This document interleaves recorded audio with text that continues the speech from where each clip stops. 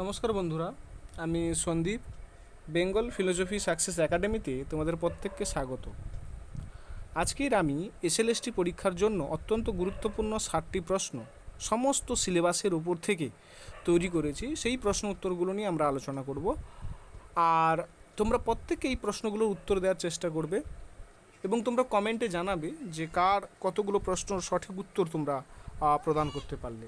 চলো শুরু করা যাক। প্রথম প্রশ্ন হলো, জৈন দর্শনের অনেকান্তবাদ অনুযায়ী বাস্তবতা কেমন? প্রথম প্রশ্ন উত্তর অপশানে বলা হয়েছে একমাত্রিক, বহুমুখী, সম্পূর্ণ অবাস্তব, কেবল মানসিক। কোনটা হবে সঠিক উত্তর তোমরা নিজেরা কমেন্টে দেওয়ার চেষ্টা করবে। দেখো, জৈন দর্শনে না অনেকান্তবাদ স্বীকার করা হয় এবং সেই অনেকান্তবাদে বলা হয় কোনো বিষয়বস্তু বা যেটা রিয়ালিটি, যেটা বাস্তবতা, সেই বাস্তবতাকে বা সেই বিষয়বস্তুকে একটিমাত্র দৃষ্টিকোণ থেকে কিন্তু সম্পূর্ণ জানা যায় না বলে তারা দাবি করে। তারা বলেন যে বাস্তবতার বহু দিক বা ধর্ম রয়েছে, তাই কোনো একটি মাত্র বক্তব্য দিয়ে বাস্তবতার সম্পূর্ণ স্বরূপকে কিন্তু প্রকাশ করা যায় না। তো সেই কারণে এই প্রশ্নের সঠিক উত্তর হলো অপশন বি, বহুমুখী। ক্লিয়ার? পরবর্তী প্রশ্ন, কান্টের মতে কোন ধরনের বিচার অভিজ্ঞতা নিরপেক্ষ হলেও জ্ঞানবর্ধক? কান্টের মতে কোন ধরনের বিচার অভিজ্ঞতা নিরপেক্ষ হলেও জ্ঞানবর্ধক? অপশানে দেওয়া আছে কি সংশ্লেষণাত্মক পূর্বানুভবিক জ্ঞান, সংশ্লেষণাত্মক পূর্বানুভূমিক জ্ঞান, বিশ্লেষণাত্মক অভিজ্ঞতালব্ধ জ্ঞান, সংশ্লেষণাত্মক অভিজ্ঞতালব্ধ জ্ঞান। হ্যাঁ, একটা হচ্ছে বিশ্লেষক পূর্বত সিদ্ধ, সংশ্লেষক পূর্বত সিদ্ধ, বিশ্লেষক অভিজ্ঞতালব্ধ, সংশ্লেষক অভিজ্ঞতালব্ধ। তো এই অপশানগুলোর মধ্যে কোন জ্ঞানটাকে তিনি বলেছেন যে অভিজ্ঞতা নিরপেক্ষ হলেও জ্ঞানবর্ধক? খুব গুরুত্বপূর্ণ একটি প্রশ্ন। উত্তর তোমরা প্রত্যেকে কমেন্টে দেওয়ার চেষ্টা করবে। দেখো, কান্ট কিন্তু তার জ্ঞানকে, হ্যাঁ মানে আমাদের যে জ্ঞান হয়, সেই যে অবধারণের দ্বারা যে জ্ঞান হয়, সেই জ্ঞানকে তিনি কিন্তু সংশ্লেষক এবং বিশ্লেষক, অপরদিকে পূর্বতসিদ্ধ এবং পরতসাধ্য, অর্থাৎ পূর্বতসিদ্ধ এবং অভিজ্ঞতা লব্ধ, এই দুই ভাগে কিন্তু তিনি ভাগ করেছেন। সংশ্লেষণাত্মক যেটা পূর্বতসিদ্ধ সংশ্লেষক যে জ্ঞান, সেই জ্ঞানটা কিন্তু অভিজ্ঞতার ওপর নির্ভরশীল নয়, কিন্তু সেই জ্ঞানটা নতুন জ্ঞান প্রদান করে। বিশেষ করে কান্ট বলছেন গণিত, প্রকৃতি বিজ্ঞান, হ্যাঁ এই সমস্ত ক্ষেত্রে জ্যামিতিতে কিছু মৌলিক নীতিকে কিন্তু কান্ট বিভিন্ন উদাহরণের সাহায্যে দেখিয়েছে যে সে কীভাবে পূর্বতসিদ্ধ সংশ্লেষক জ্ঞান সম্ভব, অর্থাৎ কীভাবে একটি জ্ঞান অভিজ্ঞতা পূর্ব হয়েও কী বলা যায় সেটা নতুন জ্ঞান প্রদান করে, সেটা তিনি দেখিয়েছেন। তাহলে সঠিক উত্তর কোনটা হবে না অপশন বি, সংশ্লেষণাত্মক পূর্বানুভূমিক, অর্থাৎ পূর্বতসিদ্ধ সংশ্লেষক জ্ঞান। অপশন বি সঠিক উত্তর। পরবর্তী প্রশ্ন, কোনো মানুষই অমর নয় বচনটির গুণ ও পরিমাণ যথাক্রমে কি? কোনো মানুষই অমর নয়। দেখো, কোনো মানুষই অমর নয়, এটা কি বচন বলো তো? এটা ই বচন। কোনো নয় আছে, ই বচন। আচ্ছা, ই বচন কি ধরনের বচন? ই বচনের পরিমাণ কি হয়? পরিমাণ সামান্য। গুণ কি হয়? নঙর্থক, নয় দ্বারা যুক্ত রয়েছে, নঙর্থক। তাহলে সঠিক উত্তর কোনটা হবে? এটার উত্তর নিশ্চয়ই আমাকে বলে দিতে হবে না। অপশান বি, নঙর্থক ও সার্বিক। পরবর্তী প্রশ্ন, চার্বাক দর্শন অনুসারে অনুমানকে প্রমাণ হিসাবে গ্রহণ না করার প্রধান কারণ কি? চার্বাকরা অনুমানকে প্রমাণরূপে স্বীকার করে না, সেটা স্বীকার না করার প্রধান কারণ কি? অপশানে কি আছে না, দেখো, অনুমান সর্বদা মিথ্যা, ব্যাপ্তির নিশ্চিত জ্ঞান সম্ভব নয়, প্রত্যক্ষ জ্ঞান অসম্ভব, শব্দের কোনো অর্থ নেই। কোনটা হবে সঠিক উত্তর তোমরা বলো? দেখো, আমরা সকলে জানি, প্রশ্ন উত্তর তোমরা সকলেই জানো যে চার্বাকরা প্রত্যক্ষকেই একমাত্র নির্ভরযোগ্য প্রমাণ হিসাবে গ্রহণ করে, তাই তো? এবং এই অনুমানের যে ভিত্তি, সেই অনুমানের ভিত্তি কী বলতো? ব্যাপ্তি। আর ব্যাপ্তি কি? ব্যাপ্তি হচ্ছে হেতু ও সাধ্যের নিয়ত সহচর সম্বন্ধ। চারবাগ মত অনুসারে সার্বজনীন ব্যাপ্তি, যেটা হচ্ছে ওই হেতু ও সাধ্যের নিয়ত সহচর সম্বন্ধ, সেই সার্বজনীন ব্যাপ্তি প্রত্যক্ষভাবে কিন্তু নিশ্চিত করা যায় না। তাই অনুমানকে স্বতন্ত্র নির্ভরযোগ্য প্রমাণ হিসাবে গ্রহণ করা যায় না। এই কারণে ব্যাপ্তি নিশ্চিত জ্ঞান সম্ভব নয় বলে চারবাগরা অনুমানকে প্রমাণ বলে না। তাহলে অপশান বি হলো সঠিক উত্তর। পরবর্তী প্রশ্ন, থর্নডাইকের শিখন তত্ত্ব কোন নামে পরিচিত? থর্নডাইকের শিখন তত্ত্ব কোন নামে পরিচিত? হ্যাঁ, কি আছে? শাস্ত্রীয় অনুবন্ধন তত্ত্ব, চেষ্টা ও ভুলের তত্ত্ব, অন্তর্দৃষ্টি তত্ত্ব, দ্বিউপাদান তত্ত্ব। দেখো, থর্নডাইক তিনি শিখন সম্পর্কে ট্রায়াল অ্যান্ড ইরোর অর্থাৎ প্রচেষ্টা ভুল, হ্যাঁ, এই তত্ত্বর কিন্তু তিনি প্রবর্তন করেছেন। হ্যাঁ, তার মত অনুসারে শিখন যে আমরা যে শিক্ষা গ্রহণ করি সেটা হচ্ছে প্রচেষ্টা ভুলের মাধ্যমে শিক্ষা গ্রহণ করি। তার মধ্যে প্রাণী বা মানুষ বিভিন্ন প্রতিক্রিয়া করে এবং সফল প্রতিক্রিয়া ধীরে ধীরে সেটা দৃঢ় হয়। তার প্রভাবের সূত্র এই তত্ত্বের সঙ্গে বিশেষভাবে কিন্তু সম্পর্কযুক্ত যে প্রাণী বা মানুষ এই বিভিন্ন ভুল এবং চেষ্টার ফলে মানুষ কিন্তু শিক্ষা গ্রহণ করে থাকে। তাই থর্নডাইকের শিখন তত্ত্ব সম্পর্কে তার যে তত্ত্ব সেটা হলো প্রচেষ্টা এবং ভুল তত্ত্ব। সঠিক উত্তর হলো অপশান বি। পরবর্তী প্রশ্ন, রামানুজের মতে জীব ও ব্রহ্মের সম্পর্কটা কী? রামানুজের মতে জীব এবং ব্রহ্মের সম্পর্ক কী? দেখো, যদি ভিডিওগুলো ভালো লেগে থাকে, যদি প্রশ্নগুলো গুরুত্বপূর্ণ মনে হয়, যদি মনে হয় প্রশ্নগুলো তোমাদের কাজে দিচ্ছে, কাজে দেবে এসএলএসটির জন্য, তাহলে অবশ্যই চ্যানেলটা যাতে না হারিয়ে যায় চ্যানেলটা সাবস্ক্রাইব করে রাখবে এবং তোমরা ভিডিওটাতে একটা লাইক দেওয়ার চেষ্টা করবে। বলা হচ্ছে যে রামানুজের মধ্যে জীব ও ব্রহ্মের সম্পর্কটা কী? সম্পূর্ণ অভিন্ন, সম্পূর্ণ ভিন্ন, বিশেষ্য বিশেষণ সম্পর্কের মতো অবিচ্ছেদ্য সম্পর্ক, না কারণ কার্য সম্পর্কহীন? কোনটা হবে উত্তর? দেখো, রামানুজ আগে বলেনি, রামানুজ হচ্ছে একজন বিশিষ্ট দ্বৈতবাদী দার্শনিক। হ্যাঁ, তার মত অনুসারে ব্রহ্ম একমাত্র পরম সত্তা হলেও জীব এবং জগৎ কিন্তু ব্রহ্মের বাস্তব বিশেষণ বা অবিচ্ছেদ্য অঙ্গরূপ। তাই জীব ব্রহ্ম থেকে সম্পূর্ণ স্বাধীন নয়, আবার শঙ্করের অদ্বৈতের মতো কিন্তু সম্পূর্ণ অভিন্নও নয়। তো এই কারণে সঠিক উত্তর হবে বিশেষ্য বিশেষণ সম্পর্কের মতো অবিচ্ছেদ্য সম্পর্ক। রামানুজের মতে ব্রহ্মের সাথে জীবের যে সম্পর্ক সেটা হচ্ছে বিশেষ্য বিশেষণ, দ্রব্যের সাথে যে গুণের সম্পর্ক যেমন অবিচ্ছেদ্য, ঠিক তেমনভাবে জীবের সাথে ব্রহ্মর সম্পর্কটাও অবিচ্ছেদ্য সম্পর্ক। পরবর্তী প্রশ্ন, মিলের পদ্ধতিতে কোনো ঘটনার উপস্থিতি ও অনুপস্থিতির সঙ্গে অন্য একটি ঘটনার উপস্থিতি ও অনুপস্থিতির তুলনা করা হলে কোন পদ্ধতির প্রয়োগ করা হয়? কি বলছে?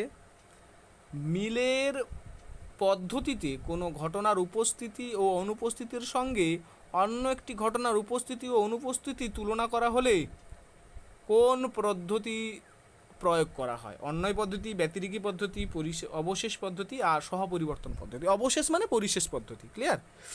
তাহলে এই পদ্ধতিগুলোর মধ্যে কোন পদ্ধতিটি? দেখো, প্রশ্নগুলো কিন্তু পুরো সম্পূর্ণ সিলেবাসের উপর থেকে করা হয়েছে এবং প্রত্যেকটা প্রশ্ন খুব গুরুত্বপূর্ণ। আমি আশা রাখছি যে এই রকম সিরিজ, এই রকম প্রশ্ন উত্তরের সিরিজ তোমাদের আমি এসএলএসটি পরীক্ষার আগে 100টির ওপরে এরকম সিরিজ করানোর চেষ্টা করব। যদি ভিডিওটা ভালো লেগে থাকে অবশ্যই চ্যানেলটাকে সাবস্ক্রাইব করে রাখবে এবং একটি লাইক দেবে। তাহলে এই যে প্রশ্নটা করলাম, এই প্রশ্নের সঠিক উত্তর কী হবে? দেখো, মিল না, তিনি এই যে বিজ্ঞানসম্মতভাবে কিভাবে কারণ কার্যের মধ্যে সম্পর্ক রয়েছে সেটা নির্ণয় করার জন্য তিনি কতগুলো পদ্ধতির কথা বলেছে। কি কি? অন্বয় পদ্ধতি, ব্যতিরেকী পদ্ধতি, অন্বয় ব্যতিরেক পদ্ধতি, সহপরিবর্তন পদ্ধতি এবং পরিশেষ পদ্ধতি। হ্যাঁ, তো এইগুলোর মধ্যে যেটা মেথড অফ ডিফারেন্স মানে ব্যতিরেকী পদ্ধতি, ব্যতিরেকি পদ্ধতিতে কি হয়, দুটি ক্ষেত্রে একটি নির্দিষ্ট পরিস্থিতির উপস্থিতি এবং অনুপস্থিতির তুলনা করা হয়। যে উপাদানটির উপস্থিতির সঙ্গে ফল উপস্থিতি এবং অনুপস্থিতির সঙ্গে ফলটা অনুপস্থিত, সেটিকে কারণ হিসাবে কিন্তু চিহ্নিত করা হয়। হ্যাঁ, তাহলে সঠিক উত্তর কোনটা হবে না, ব্যতিরেকি পদ্ধতি। কীরকম ব্যতিরেকি পদ্ধতির উদাহরণটি কীরকম, এরকম বলি না আমরা যে থাইরয়েড গ্রন্থি অপসারণ করার পরে বুদ্ধিমত্তা হলো। হ্যাঁ, থাইরয়েড গ্রন্থি অপসারণ করার পরে বুদ্ধিমত্তা হলো। তাহলে থাইরয়েড গ্রন্থি ছিল, বুদ্ধিমত্তা হয়নি। থাইরয়েড গ্রন্থি অপসারণ করা হলো, বুদ্ধিমত্তা হলো। তাহলে একটা উপস্থিতি অনুপস্থিতির সঙ্গে সঙ্গে অন্য আরেকটা ঘটনার উপস্থিতি অনুপস্থিতি যখন তুলনা করছি, সেটা কোন পদ্ধতি, ব্যতিরেকি পদ্ধতি। বুঝতে পারছি। এর পরবর্তী প্রশ্ন, যে স্পিনোজার মতে দ্রব্যের সংখ্যা কত? স্পিনোজার মতে দ্রব্যের সংখ্যা কত? দ্রব্য কটা দ্রব্য স্বীকার করে? 1, 2, 3, বহু। স্পিনোজা কটা দ্রব্য স্বীকার করে? দেখো, স্পিনোজা একজন হচ্ছে অদ্বৈতবাদী দ্রব্যতাত্ত্বিক। অদ্বৈতবাদী দ্রব্যতাত্ত্বিক। তাহলে তার মত অনুসারে একটি মাত্র অসীম দ্রব্য রয়েছে, সেটাকে না ঈশ্বর বা প্রকৃতি, যেটাকে তিনি বলছেন না দ্রব্য সমান ঈশ্বর, ঈশ্বর সমান প্রকৃতি। তাহলে ঈশ্বর বা প্রকৃতি বলেছে। তিনি কিন্তু দেহ এবং মনকে সেই দ্রব্যকে জানার বা প্রকাশের একটা উপায় বলেছে। তাহলে তিনি অদ্বৈতবাদী মানে কি? অদ্বৈতবাদে সেখানে এককে সত্য বলবে, বহুকে মিথ্যা বলবে। তাহলে সঠিক উত্তর কোনটা হবে না, এক। ক্লিয়ার। পরবর্তী প্রশ্ন, বৈশেষিক দর্শনে বিশেষ পদার্থ স্বীকার করার প্রধান কারণ কি? প্রশ্নগুলো যদি ভালো লেগে থাকে অবশ্যই তোমরা চ্যানেলটিকে সাবস্ক্রাইব করবে এবং একটি লাইক দেওয়ার চেষ্টা করবে। বৈশেষিক দর্শনে বিশেষ পদার্থ স্বীকার করার প্রধান কারণ কি? অপশানে আছে দেখো, সাধারণ ধর্ম ব্যাখ্যা করা, নিত্য দ্রব্যগুলির পারস্পরিক স্বাতন্ত্র্য ব্যাখ্যা করা, কর্মের উৎপত্তি ব্যাখ্যা করা, জ্ঞানের উৎপত্তি ব্যাখ্যা করা। দেখো, বৈশেষিক মতে পরমাণু, আত্মা, কাল, দিক, এই যে নিত্য দ্রব্যগুলো রয়েছে না, এই নিত্য দ্রব্যগুলোকে পরস্পর থেকে পৃথক করার জন্য বা আলাদা করার জন্য বিশেষ পদার্থকে স্বীকার করা হয়। বিশেষের কারণ কি? এক নিত্য সত্তা অন্য নিত্য সত্তা থেকে পৃথক করা হয়। এই বিশেষের কারণে, মানে আমরা বিশেষকে স্বীকার করি বলেই এই বিশেষ পদার্থকে স্বীকার করার কারণে একটা নিত্য সত্তা থেকে আর একটা নিত্য সত্তাকে কিন্তু পৃথক করতে পারি। আর যদি বিশেষকে না স্বীকার করতাম না, তাহলে কিন্তু একটা নিত্য সত্তা থেকে আরেকটা নিত্য সত্তাকে আমরা কিন্তু আলাদা করতে পারতাম না। যেমন ধরো খিতিয়ব, তেজ, মরুদ, এইগুলো তো পরমাণুর দিক থেকে নিত্য। তাহলে পরমাণুর দিক থেকে যদি নিত্য হয়, তাহলে নিত্যতার দিক থেকে এগুলো সব সমান হয়ে যেত। কিন্তু তবু আমরা খিতিয়ব, তেজ, মরুদ এইগুলোকে কিন্তু আলাদা করতে পারি। কেন করতে পারি না? এই বিশেষকে যদি স্বীকার করি তবেই কিন্তু তার স্বাতন্ত্র্যটাকে ব্যাখ্যা করতে পারবো, না হলে পারবো না। ক্লিয়ার? তাহলে সঠিক উত্তর কী হবে? Option B. পরবর্তী প্রশ্ন বলছে, বেনথামের উপযোগবাদী সুখের মূল্যায়নের ক্ষেত্রে প্রধানত কোন বিষয়টি বিবেচিত হয়? বেনথামের উপযোগবাদীর সুখের মূল্যায়নের ক্ষেত্রে, বেনথামের উপযোগবাদ বলেছে। খুব সহজ সুন্দর একটা প্রশ্ন। সুখের গুণ, সুখের পরিমাণ, কর্তব্য, অভিপ্রায়। দেখো, জেরেমি বেনথাম তিনি হচ্ছে সুখবাদী একজন দার্শনিক আমরা জানি, এবং তিনি উপযোগবাদের প্রবক্তা। উপযোগবাদ, ইউটিলিটেরিয়ানিজম, তাই না? উপযোগবাদের প্রবক্তা। তার মত অনুসারে সুখ ও দুঃখকে পরিমাণগতভাবে কিন্তু বিচার করা হয়। এই কারণে তিনি বলেন যে সুখের তীব্রতা, স্থায়িত্ব, নিশ্চয়তা, নৈকট্য, হ্যাঁ, উৎপাদনশীলতা, বিশুদ্ধতা, ব্যাপকতা, এই বিষয়গুলো হচ্ছে কি সুখের পরিমাপকে নির্ধারণের উপরে কিন্তু সে বেশি গুরুত্ব দেয়। এই স্ট্যান্ডার্ডাইজেশনগুলোকে, এই মানদণ্ডগুলোকে। ক্লিয়ার? তাহলে জেরেমি বেনথাম হচ্ছে সুখের পরিমাপের ওপর কিন্তু বেশি গুরুত্ব দেয়। তাহলে অপশান বি সঠিক উত্তর। পরবর্তী প্রশ্ন, দেকার্তের আমি চিন্তা করি অতএব আমি আছি এই উক্তিটি কোন বিষয়ের নিশ্চয়তা প্রতিষ্ঠা করে? দেকার্তের দর্শনে যে আমি চিন্তা করি অথবা আমি আছি, সেটা কোন বিষয়টাকে নিশ্চয়তার সাথে প্রতিষ্ঠা করে? বহির্জগৎ, বাইরের জগৎকে, চিন্তনশীল আত্মার অস্তিত্বকে, দেহের না ইন্দ্রিয়ের? দেখো, দেকার্ত হচ্ছে সংশয় পদ্ধতির মাধ্যমে, পদ্ধতিগত সংশয় পদ্ধতির মাধ্যমে তিনি জগতের সমস্ত কিছুকে সন্দেহ করেছিলেন, তাই না? তাহলে সেই সমস্ত কিছু সন্দেহ করার মধ্যে দিয়ে তিনি কিন্তু সংশয় করার সময় তিনি একটা জিনিস উপলব্ধি করেন, যে সন্দেহ করাও এক ধরনের কিন্তু চিন্তা। অতএব যে চিন্তা করছে না, তার অস্তিত্বটাকে কিন্তু আর অস্বীকার করা যায় না। এখান থেকেই কিন্তু তিনি তার বিখ্যাত যে উক্তি বা তত্ত্ব, যে ফার্স্ট যে ট্রুথ তিনি অ্যাচিভ করেছিলেন, কজিটো আর্গু সাম, এই উক্তিতে তিনি উপনীত হন।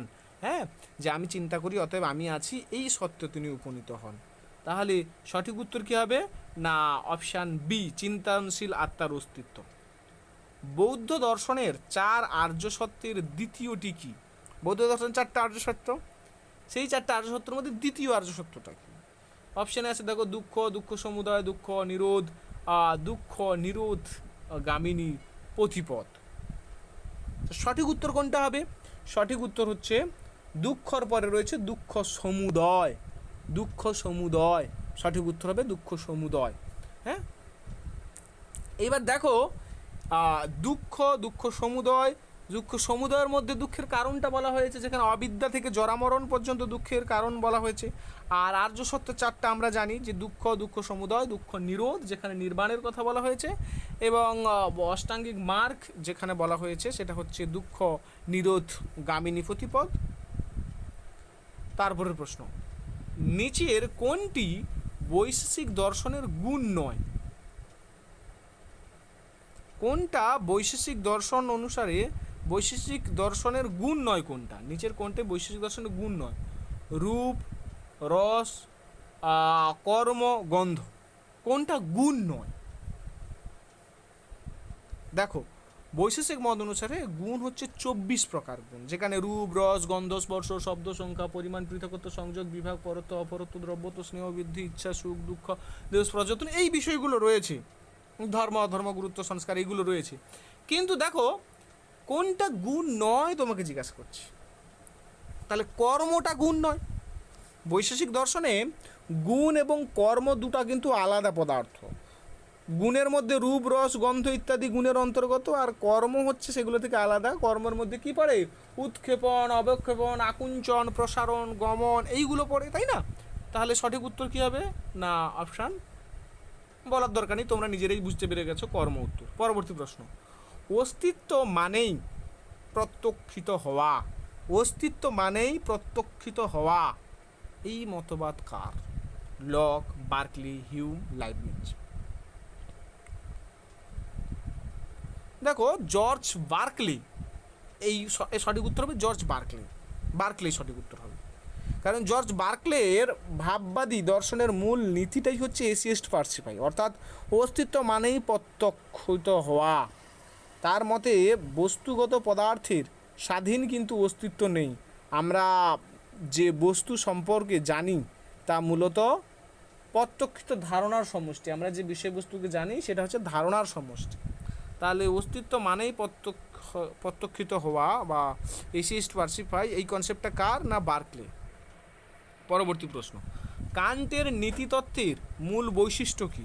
কান্টের নীতিতত্ত্বের মূল বৈশিষ্ট্য কী? সুখবাদ, কর্তব্যবাদ, স্বার্থবাদ, পরিণামবাদ। কান্টের যে নীতিতত্ত্ব, কান্টের নীতিতত্ত্ব হচ্ছে অ্যাকচুয়াল ডিওন্টোলজিক্যাল তত্ত্ব, যেটাকে কর্তব্যবাদী তত্ত্ব বলা হয়। কোনো কাজের নৈতিক মূল্য তার ফলের ওপর নির্ভর করে না কান্টের মত অনুসারে, বরং কাজটি কর্তব্যবোধ থেকে সম্পাদিত হয়েছে কি না সেটা কিন্তু গুরুত্বপূর্ণ। তিনি কর্তব্যের ওপর, ডিউটির ওপর বেশি গুরুত্ব আরোপ করে। তো এই কারণে ডিওন্টোলজি বা কর্তব্যবাদ এটা হচ্ছে সঠিক উত্তর। পরবর্তী প্রশ্ন, সাংখ্য দর্শনের সৎকার্যবাদ অনুযায়ী, সাংখ্য দর্শনের সৎকার্যবাদ অনুযায়ী কি বলছে? সাংখ্য দর্শনের সৎকার্যবাদ অনুযায়ী দেখো, অপশানে দেওয়া আছে কার্য কারণের মধ্যে পূর্বে থেকে নিহিত থাকে, কার্য সম্পূর্ণ নতুনভাবে সৃষ্টি হয়, কারণ ও কার্য সম্পূর্ণ বিচ্ছিন্ন, কার্য কেবল ভ্রম। দেখো, সাংখ্যদের সৎকার্যবাদ অনুসারে কার্য সম্পূর্ণ নতুনভাবে সৃষ্টি কিন্তু হয় না সৎকার্যবাদ অনুসারে। কার্য কারণের মধ্যে অব্যক্ত অবস্থায় পূর্বে থেকেই কিন্তু থাকে এবং উপযুক্ত পরিস্থিতিতে সেটা প্রকাশিত হয়। যেমন দুধ থেকে দই উৎপন্ন হওয়ার সম্ভাবনা দুধের মধ্যে কিন্তু নিহিত থাকে। এই কারণে সঠিক উত্তর হবে কার্য কারণের মধ্যে পূর্ব থেকেই নিহিত থাকে। পরবর্তী প্রশ্ন, অর্থাপত্তি কোন দর্শনের প্রমাণ তত্ত্বে বিশেষভাবে গুরুত্বপূর্ণ? অর্থাপত্তি কোন দর্শনের প্রমাণ তত্ত্বে গুরুত্বপূর্ণ? চার্বাক, মীমাংসা, বৌদ্ধ, জৈন। সঠিক উত্তর কী হবে? না, মীমাংসা। মীমাংসারা কিন্তু অর্থাপত্তিকে স্বীকার করে। অর্থাপত্তিটা কি না? আপত্তি, অর্থাপত্তি। বাস্তব কোনো বিষয়ের অসঙ্গতি দূর করার জন্য যে কল্পনা করা হয় সেটা অর্থাপত্তি। হ্যাঁ, তাহলে সেই অর্থাপত্তিকে চার্বাকও স্বীকার করে না, বৌদ্ধও স্বীকার করে না, জৈনও স্বীকার করে না, তাহলে মীমাংসা হচ্ছে সঠিক উত্তর। পরবর্তী প্রশ্ন বলছে, নিচের কোনটি সত্য ফলনীয় সংযোজনের প্রতীক? নিচের কোনটি সত্য ফলনীয় সংযোজনের প্রতীক? কোনটা সংযোজনের প্রতীক তোমাকে সেটা জিজ্ঞাসা করেছে। প্রথমে আছে দেখো নট, তারপরে রয়েছে ইমপ্লাইজ, ক্লিয়ার, তারপরে দেয়া আছে দেখো ভেল। হ্যাঁ, তো এই অপশানগুলোর মধ্যে কোনটা সঠিক হবে তোমাকে বলছে, জিজ্ঞাসা করছে। সংযোজনের প্রতীক তোমাকে কোনটা জিজ্ঞাসা করছে, কোন নিচের কোনটি সত্য প্রতিফলনের সংযোজনের প্রতীক? দেখো যুক্তিবিদ্যায় প্রতীকী যুক্তিবিজ্ঞানে হচ্ছে কনজাংশনকে বোঝানো হয়, কিন্তু অপশান বিতে যে হচ্ছে চিহ্নটা দেওয়া আছে কনজাংশনকে বোঝায়। হ্যাঁ, যেমন পি এবং ডট, কনজাংশন সংযোজক হচ্ছে ডটকে বোঝায়। তাহলে এই যে অপশান বিতে যে চিহ্নটা দেওয়া আছে সেটা হচ্ছে ডট চিহ্ন, ক্লিয়ার। তাহলে পি এবং কিউ, হ্যাঁ, তাহলে পি এবং পি ডট কিউকে বোঝানো হয় কার দ্বারা? সংযোজনের যে প্রতীকটা হবে সেটা হচ্ছে অপশান বি। হ্যাঁ, প্রথমে নেগেশান, তারপর দেওয়া আছে যেটা যে চিহ্নটা সেটা ডট, তারপর যেটা দেওয়া আছে সেটা ভেল, আর তারপর যেটা দেওয়া আছে ইমপ্লাই। তাহলে আমাকে সংযোজন খুঁজতে বলেছে, সংযোজন, ডট সংযোজন, তাহলে সঠিক উত্তর হবে অপশান বি। পরবর্তী প্রশ্ন, প্লেটোর মতে প্রকৃত জ্ঞান প্রধানত কিসের জ্ঞান? প্লেটোর মতে প্রকৃত জ্ঞান প্রধানত কিসের জ্ঞান?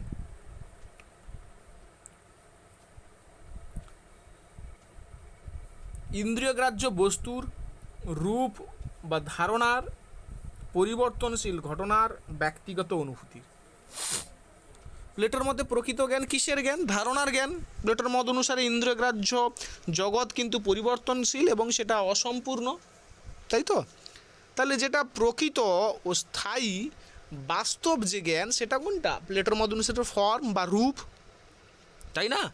তাই তিনি হচ্ছে কি বলা যায়, প্রকৃত জ্ঞান ইন্দ্রিয়গ্রাহ্য বস্তুর জ্ঞান নয়, সেটা কি? প্রকৃত জ্ঞান হচ্ছে চিরন্তন জ্ঞান, সত্য জ্ঞান। তো সেই কারণে তিনি হচ্ছে রূপ ও ধারণাকেই প্রকৃত জ্ঞান বলবে। পরবর্তী প্রশ্ন, ফ্রয়েডের স্বপ্নতত্ত্বে কোন স্তরের মানসিক জীবন বিশেষভাবে গুরুত্বপূর্ণ?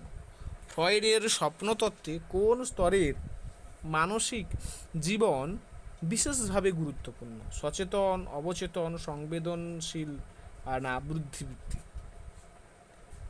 ফ্রয়েডের মত অনুসারে স্বপ্নতত্ত্বে কোন স্তর গুরুত্বপূর্ণ? সেটা হচ্ছে অবচেতন স্তর।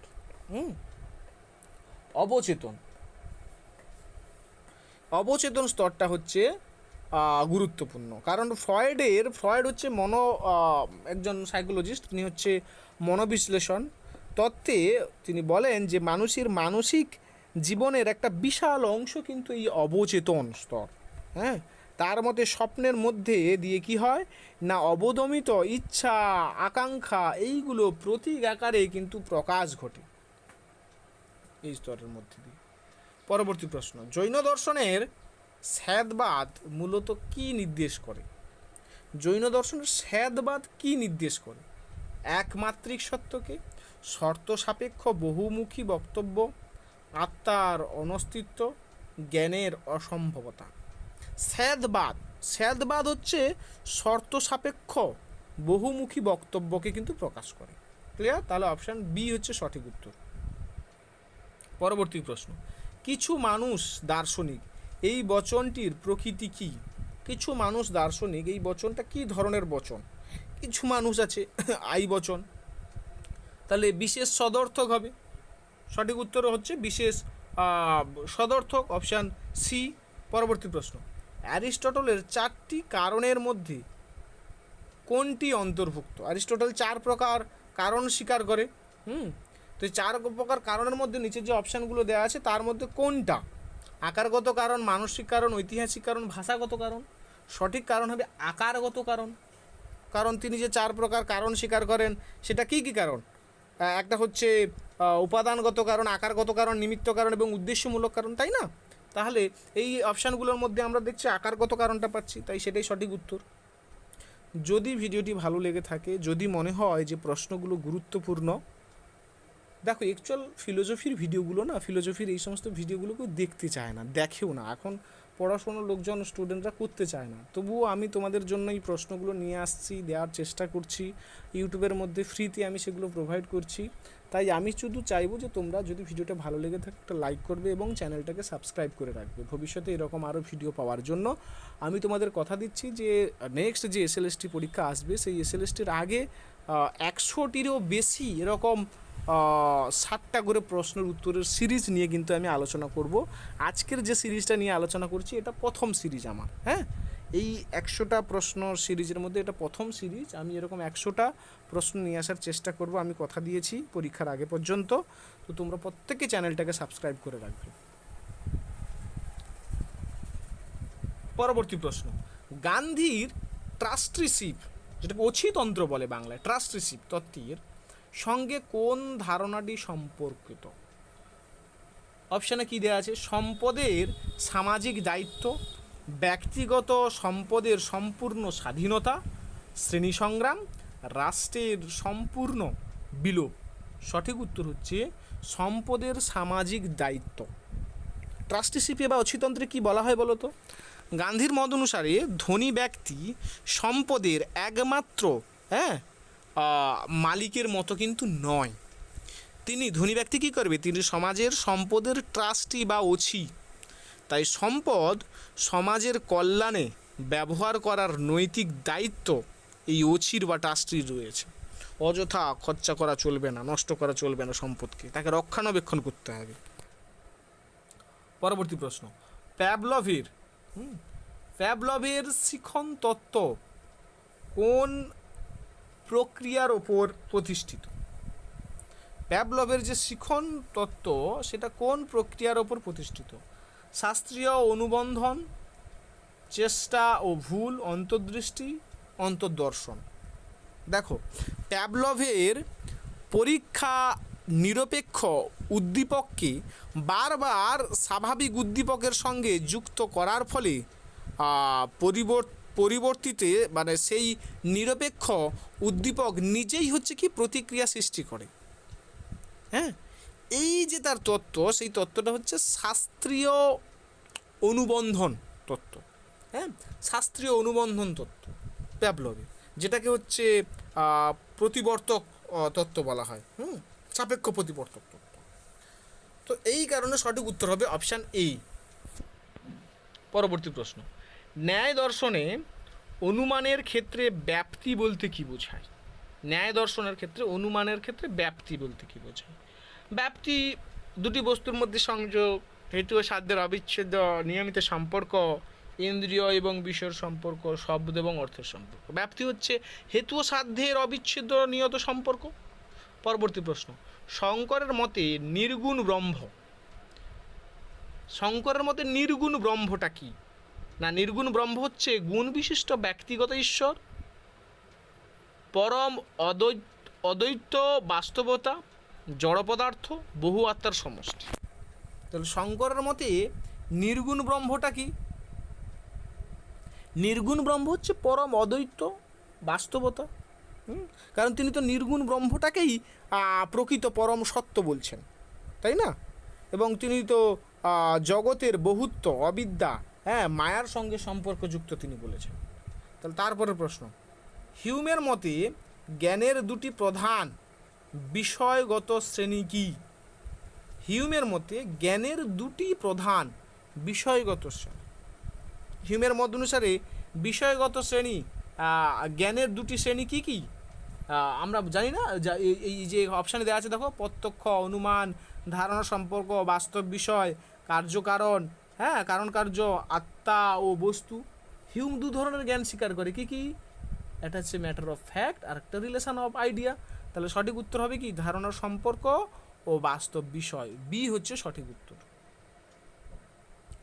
পরবর্তী প্রশ্ন, মনোবিজ্ঞানে অন্তর্দর্শন বলতে কি বোঝায়? মনোবিজ্ঞানে অন্তর্দর্শন বলতে কি বোঝায়? বাহ্যিক আচরণ পর্যবেক্ষণ, নিজের মানসিক অবস্থার পর্যবেক্ষণ, অন্যের আচরণ অনুসরণ, পরীক্ষাগারে প্রাণীর আচরণ পর্যবেক্ষণ। সঠিক উত্তর হবে নিজের মানসিক অবস্থার পর্যবেক্ষণ। হ্যাঁ, ইন্ট্রোস্পেকশনে কি হয় যে মানুষ, ইন্ট্রোস্পেকশন মানে অন্তর্দর্শন, তাহলে অন্তর্দর্শনের মাধ্যমে কি হয়, মানুষ নিজের মানসিক অভিজ্ঞতা, অনুভূতি, চিন্তা, হ্যাঁ, এইগুলোকে কি, চেতনাকে নিজের দ্বারা সেটাকে হচ্ছে পর্যবেক্ষণ করে, বিশ্লেষণ করে। পরবর্তী প্রশ্ন, নিচের কোনটি যোগ দর্শনের অষ্টাঙ্গী অন্তর্ভুক্ত নয়? নিচের কোনটি যোগ দর্শনের অষ্টাঙ্গের অন্তর্ভুক্ত নয়? আগে যোগ দর্শনে যে অষ্টাঙ্গ যোগ কি কি সেটা হচ্ছে তোমাকে কিন্তু জানতে হবে। কি কি বলো তো? যম, নিয়ম, আসন, প্রাণায়াম, হ্যাঁ, প্রত্যাহার, ধারণা, ধ্যান, সমাধি, এইগুলো অষ্টাঙ্গ বা যোগের মধ্যে পড়ে। তাহলে এখানে পড়ছে না যেটা, সেটা হলো তর্ক। তাহলে সঠিক উত্তর তর্ক। পরবর্তী প্রশ্ন, লাইবনিজের মতে পর্যাপ্ত হেতুর বা কারণের নীতি কি নির্দেশ করে? লাইবনিজের যে পর্যাপ্ত হেতুর নিয়ম সেটা কি নির্দেশ করে? কোনো ঘটনার কোনো কারণ নেই, প্রত্যেক সত্য বা ঘটনার যথেষ্ট কারণ রয়েছে, কেবল প্রত্যক্ষ জ্ঞানই সত্য, সব জ্ঞান সহজাত।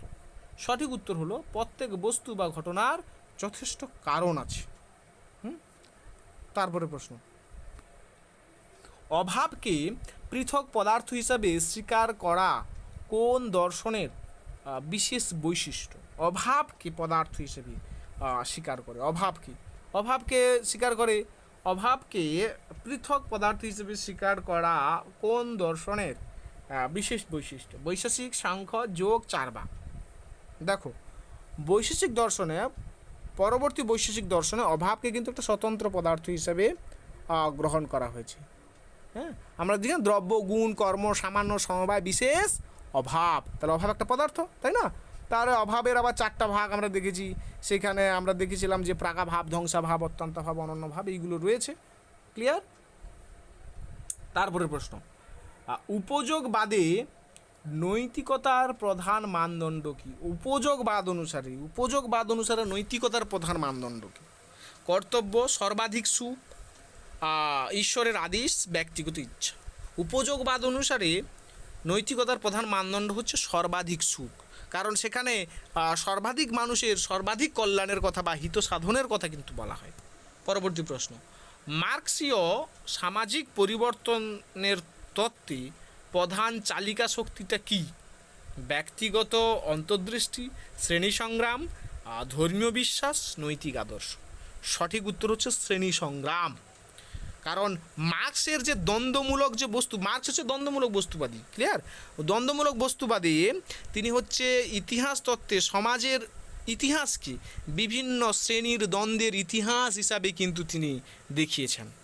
ক্লিয়ার? এবং তিনি বলছেন এই যে উৎপাদন ব্যবস্থা ও শ্রেণী স্বার্থের সংঘাত সামাজিক পরিবর্তনের গুরুত্বপূর্ণ কিন্তু চালিকা শক্তি। পরবর্তী প্রশ্ন, লকের মতে জ্ঞানের উৎস কি? লকের মতে জ্ঞানের উৎস কি? অপশানে দেওয়া আছে দেখো, সহজাত ধারণা, অভিজ্ঞতা, কেবল বিশুদ্ধ বুদ্ধি, ঈশ্বরের প্রত্যক্ষ জ্ঞান। সঠিক উত্তর হচ্ছে অভিজ্ঞতা। জন লক কিন্তু একজন অভিজ্ঞতাবাদী দার্শনিক। তার মত অনুসারে মানুষের মন জন্মের সময় থাকে শূন্য পট বা সাদা কাগজের মতো, যেটাকে ট্যাবুলার রাসা বলা হয়। হ্যাঁ, এবং সেই অভিজ্ঞতার মাধ্যমে কিন্তু আমাদের ধীরে ধীরে সেই অলিখিত সাদা কাগজটা পূরণ হয়। হ্যাঁ, এবং সেই অভিজ্ঞতার যে দুটো উৎস তিনি স্বীকার করেছে, কী কী বলতো? সংবেদন এবং অন্তর্বেদন, সেন্সেশন এবং রিফ্লেকশন। যদি ভিডিওটি ভালো লেগে থাকে, যদি প্রশ্নগুলো গুরুত্বপূর্ণ মনে হয়, যদি মনে হয় আমি প্রশ্নগুলোর মধ্যে দিয়ে উত্তরগুলো বোঝাতে পারছি, তোমাদের শেখাতে পারছি, তাহলে অবশ্যই চ্যানেলটাকে সাবস্ক্রাইব করবে এবং ভিডিওটিতে একটা লাইক দেবে। পরবর্তী প্রশ্ন, সর্বোদয় ধারণার মূল লক্ষ্য কী? সর্বোদয় ধারণাটার মূল লক্ষ্য সকলের কল্যাণ, কেবল ধনী শ্রেণীর উন্নতি, রাষ্ট্রের ক্ষমতা বৃদ্ধি, ব্যক্তিগত সম্পদের সঞ্চয়। সর্বোদয় বলতে বোঝায় সকলের কল্যাণ। গান্ধীজি সর্বোদয় আদর্শের অর্থ হলো সকলের উন্নতি বা সকলের কল্যাণ। এখানে সমাজের কোনো একটি শ্রেণীর স্বার্থের কথা বলা হয়নি, বরং প্রত্যেক মানুষের কিন্তু কল্যাণের উপর গুরুত্ব দেওয়া হয় সর্বোদয়। পরবর্তী প্রশ্ন, কোনো পাখি স্তন্যপায়ী নয়, কোনো পাখি স্তন্যপায়ী নয় এই বচনের বিপরীতকরণ করলে কোনটি পাওয়া যাবে? আগে বলো, কোনো পাখি স্তন্যপায়ী নয় এটা কি বচন? কোনো পাখি স্তন্যপায়ী নয় কি বচন, তাই তো? তাহলে অপশানে দেওয়া আছে, দেখো, কোনো পাখি স্তন্যপায়ী নয়, কোনো পাখি অস্তন্যপায়ী। তোমাকে বিপরীত বলেছে, বিরুদ্ধ বলেনি, বিপরীত বলেছে। ক্লিয়ার? তাহলে অপশান সঠিক উত্তর কোনটা হবে? না, অপশান বি। কেন? অপশান বিতে লেখা আছে কোনো পাখি অস্তন্যপায়ী। এটাকে যদি আমাকে তুলতে হয়, তাহলে ই বচন থেকে কি করতে হবে? এ করতে হবে। তাহলে এ করলে তাহলে ই বচনের সঙ্গে এ বচনের বিপরীত বিরোধিতা, তাই না? পরবর্তী প্রশ্ন, সাংখ্য দর্শনে পুরুষের প্রকৃতি কি? সাংখ্য দর্শন হিসেবে পুরুষের প্রকৃতিটা কি? জড়, চৈতন্য স্বরূপ, পরিবর্তনশীল, ত্রিগুণাত্মক। চৈতন্য স্বরূপ। সাংখ্য মত অনুসারে পুরুষ হচ্ছে চৈতন্য স্বরূপ, পুরুষ নিষ্ক্রিয়, পুরুষ হচ্ছে সাক্ষী, পুরুষ অপরিণামী। হ্যাঁ, এবং বিপরীতে যেটা হচ্ছে প্রকৃতি, যেটা সেটা কি? সেটা জড়, সেটা ত্রিগুণাত্মক, তাই না? পরবর্তী প্রশ্ন, বার্কলে বস্তুবাদ প্রত্যাখ্যান করার ক্ষেত্রে কোন ধারণাটিকে বিশেষ গুরুত্ব দেয়? প্রত্যক্ষ, অনুমান, সহজাত ধারণা, কার্যকারণ। সঠিক উত্তর হবে প্রত্যক্ষণ। কারণ বার্কলে বলেন যাকে প্রত্যক্ষ করা যায় তার অস্তিত্ব আছে, যাকে প্রত্যক্ষ করা যায় না তার অস্তিত্ব নেই। বার্কলের মতে আমরা যে বস্তুকে জানি তা মূলত প্রত্যক্ষিত ধারণার সমষ্টি। কোনো বস্তুগত পদার্থের প্রত্যক্ষণের বাইরে স্বাধীনভাবে সেই বিষয়বস্তু কিন্তু কল্পনা করা যায় না। তাই তার দর্শনে প্রত্যক্ষণ কিন্তু অত্যন্ত গুরুত্বপূর্ণ। তাহলে সঠিক উত্তর অপশান এ। পরবর্তী প্রশ্ন, সমবায় ও সংযোগের মধ্যে প্রধান পার্থক্য কী? সমবায় এবং সংযোগের মধ্যে প্রধান পার্থক্য কী?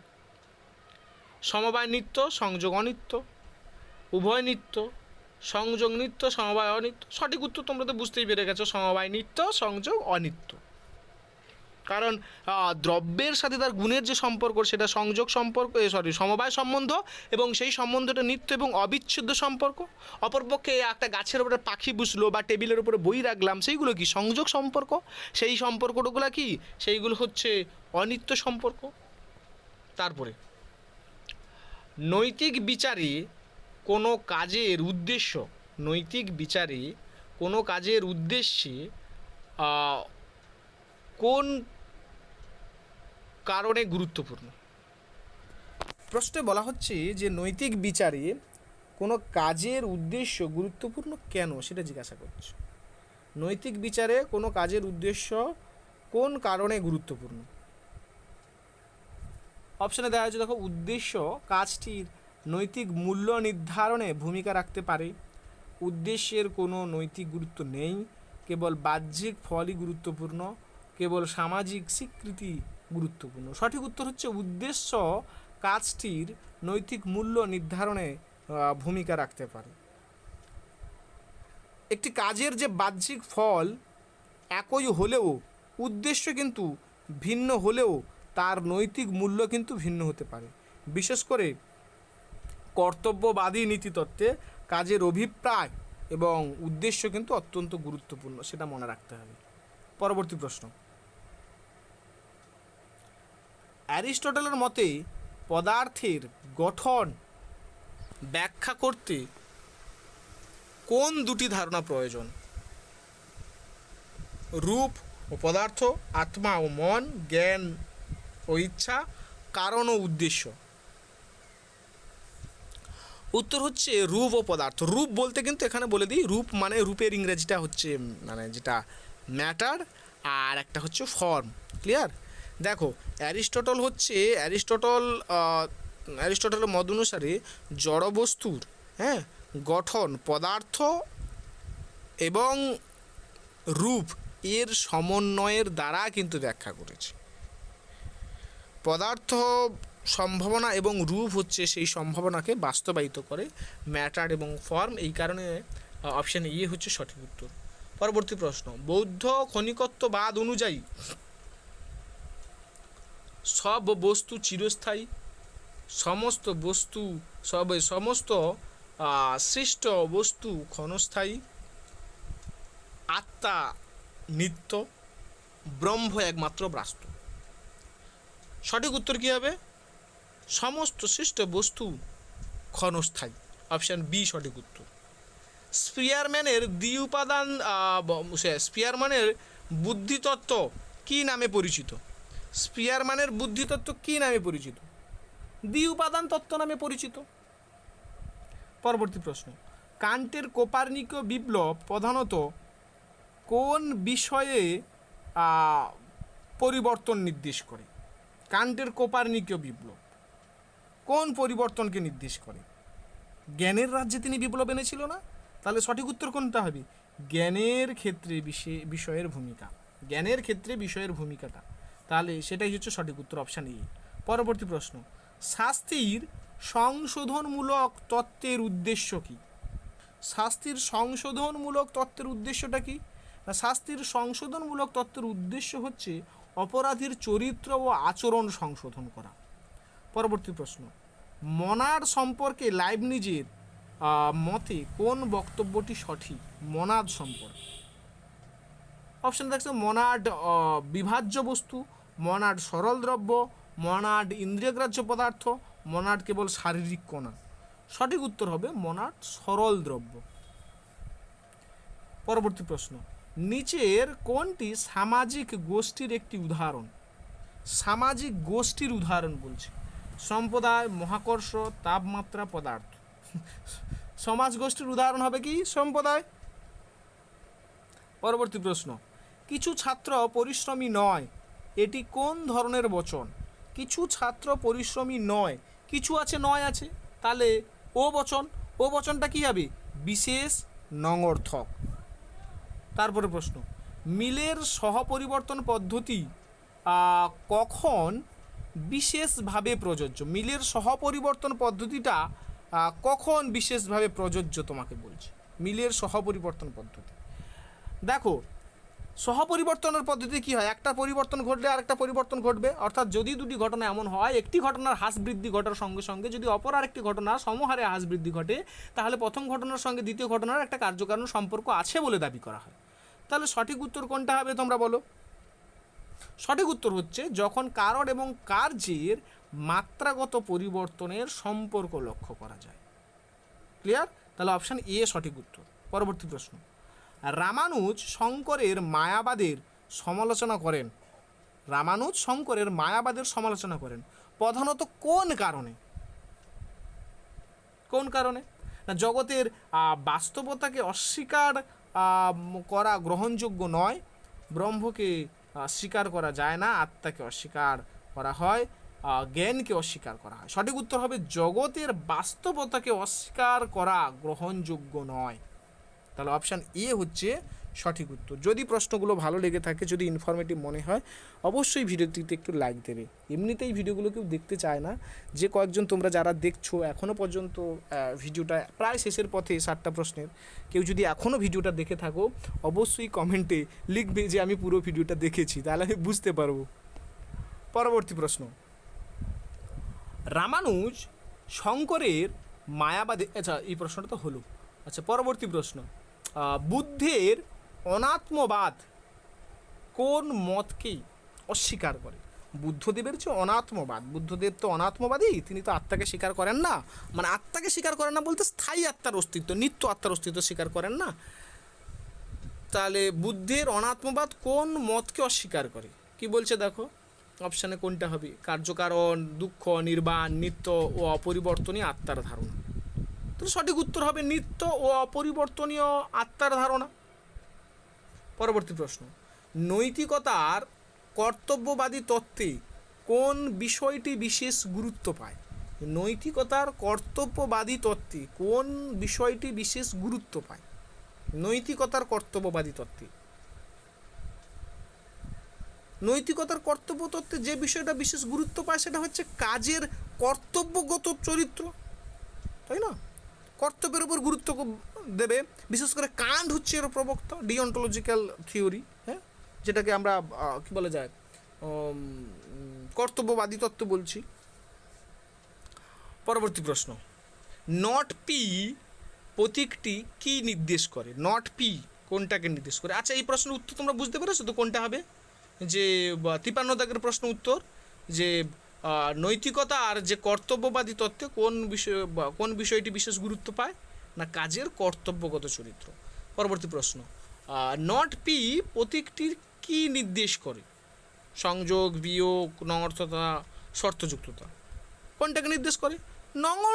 নঙর্থক বিষয় তো ওটা, নট পি মানে পি নয়, তাই না? যেমন ধর বৃষ্টি হচ্ছে না, এইটা, তাহলে নট পি তাহলে যেটাকে নির্দেশ করছে সেটা কি? নঙর্থকতাকে। পরবর্তী প্রশ্ন, গেস্টাল তত্ত্বে প্রত্যক্ষণ সম্পর্কে কোন বক্তব্যটি সঠিক? গেস্টাল তত্ত্ব অনুসারে প্রত্যক্ষ সম্পর্কে কোন বক্তব্যটি সঠিক?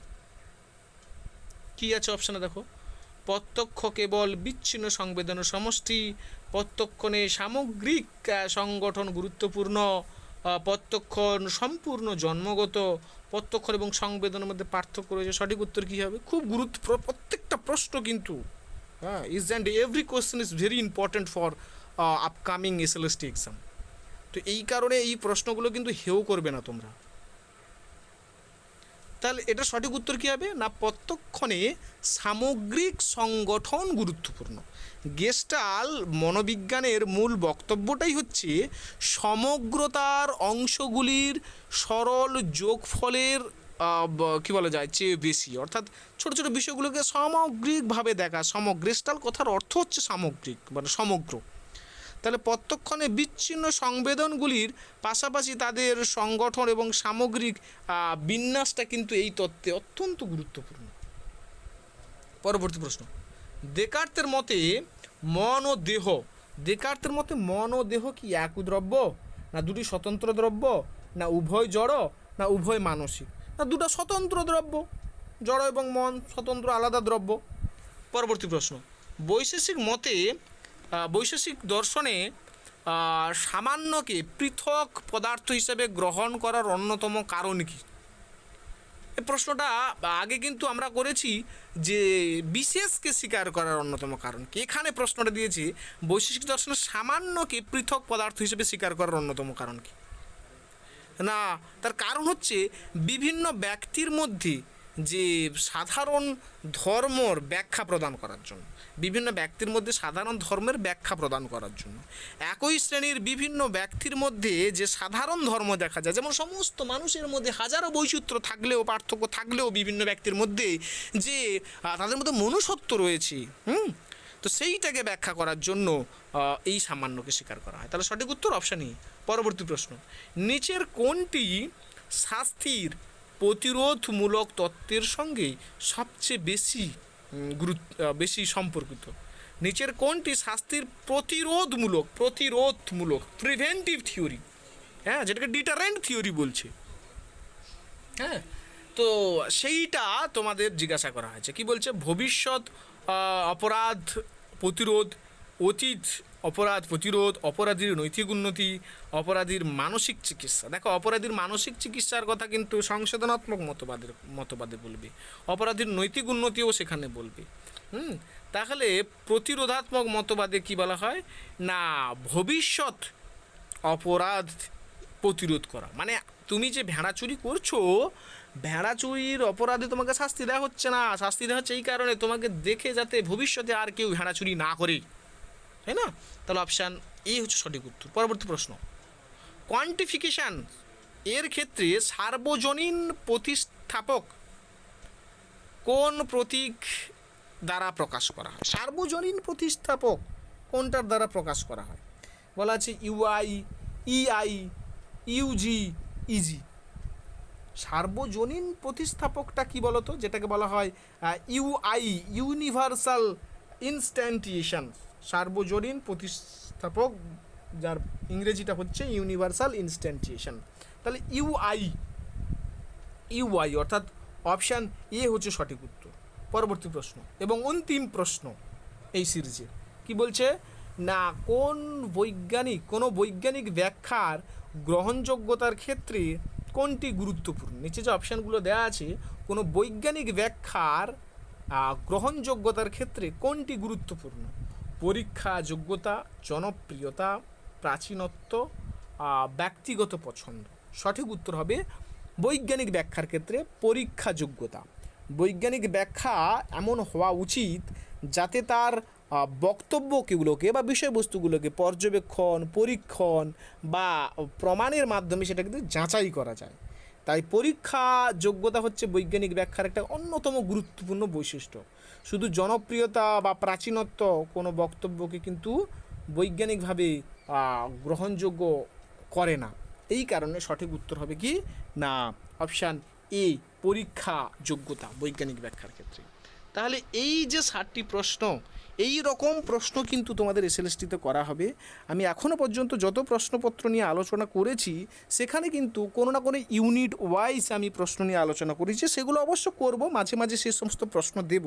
কিন্তু আমি যেহেতু অলরেডি আমি যে ব্যাচে পড়াই এসএলএসটি স্টুডেন্টদের বা ছাত্রদেরকে, সেখানে আমার ভারতীয় দর্শন এবং পাশ্চাত্য দর্শন পড়ানো হয়ে এখন আমি নীতিবিদ্যা বা এথিক্স পড়াচ্ছি। এই কারণে আমি ধরেছি যে যদি সম্পূর্ণ সিলেবাসের ওপরে এইভাবে প্রশ্ন বানিয়ে ছাত্রছাত্রীদেরকে প্র্যাকটিস করানো যায়, আমি মনে করি যে তাদের সাফল্য নিশ্চিত। এবং আমি চাই যে এই যে মডেল সেটগুলো আমি প্র্যাকটিস করাচ্ছি তোমাদের, সেইগুলো পরীক্ষার আগে পর্যন্ত আমি 100টিরও বেশি পরীক্ষায় কিন্তু মডেল কোয়েশ্চেন প্র্যাকটিস করাবো তোমাদের, সেটা আশা রেখেছি। এবং এইভাবে তোমাদের বিষয়বস্তুগুলোকে এক্সপ্লেন করে বলবো।